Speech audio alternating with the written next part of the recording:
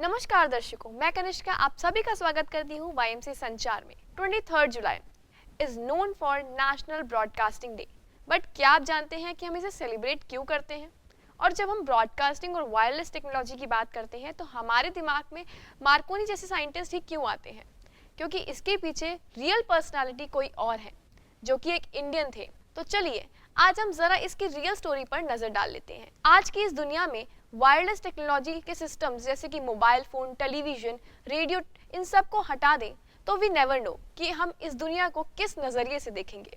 क्या आप जानते हैं कि कबूतर ही एक ऐसा कम्युनिकेशन मीडियम था जो उस टाइम पे काम करता था और वो ट्रांसफॉर्म होते होते इन्वेंशन तक पहुंच पाया।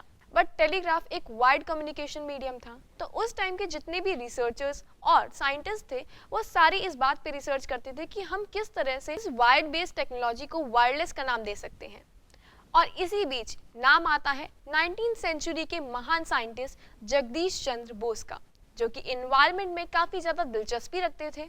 और इतना ही नहीं, वो प्लांट्स और ट्रीज में हो रहे प्रोसेसेस में कुछ ना कुछ ऑब्जर्व करते हुए उसके ऊपर रिसर्च किया करते थे, क्योंकि वो वैसे तो मेडिकल स्टूडेंट थे। एक रोज जब वो अपनी डायसेक्शन की प्रैक्टिसिंग के दौरान वहां पर खड़े थे तो उनकी स्मेल से उनकी तबीयत खराब हो गई और then he decided to be a part of physics. और जब सभी साइंटिस्ट मैक्सवेल की वायरलेस थ्योरी के ऊपर एक्सटेंडेड इन्वेंशन ट्राई कर रहे थे, जैसे Oliver Lodge, Hertz, Tesla, Marconi, और इन सभी के बीच Jagdish Chandra Bose was the only person जिन्होंने ये काम कर दिखाया।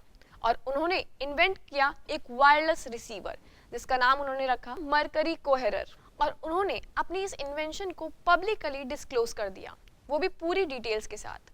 मार्कोनी ने इस बात का फायदा उठाया और जेसी बोस की इस मरकरी कोहेरर की इन्वेंशन को अपना नाम दिया और उसका नाम चेंज करके ट्रांस अटलांटिक रेडियो से पेटेंट करवा लिया। ताज्जुब की बात तो ये है कि उस पेटेंट के डॉक्यूमेंट्स में जगदीश चंद्र बोस का जिक्र तक नहीं था। बट बीइंग अ काम पर्सन उन्हें इस बात से कोई फर्क नहीं पड़ा और वो इसे इग्नोर करते हुए बाकी इन्वेंशंस पे कंसंट्रेट करने लगे। बाकी सारे इन्वेंशंस पे कंसंट्रेट किया और जगदीश चंद्र बोस ही एक ऐसे व्यक्ति थे जिन्होंने ये प्रूव करा कि ना केवल प्लांट्स और ट्रीज में जीवन होता है, बल्कि उनके द्वारा इन्वेंट किया गया क्रेस्कोग्राफ के थ्रू ये भी प्रूव हुआ कि पेड़ पौधे आपस में बातचीत भी करते हैं।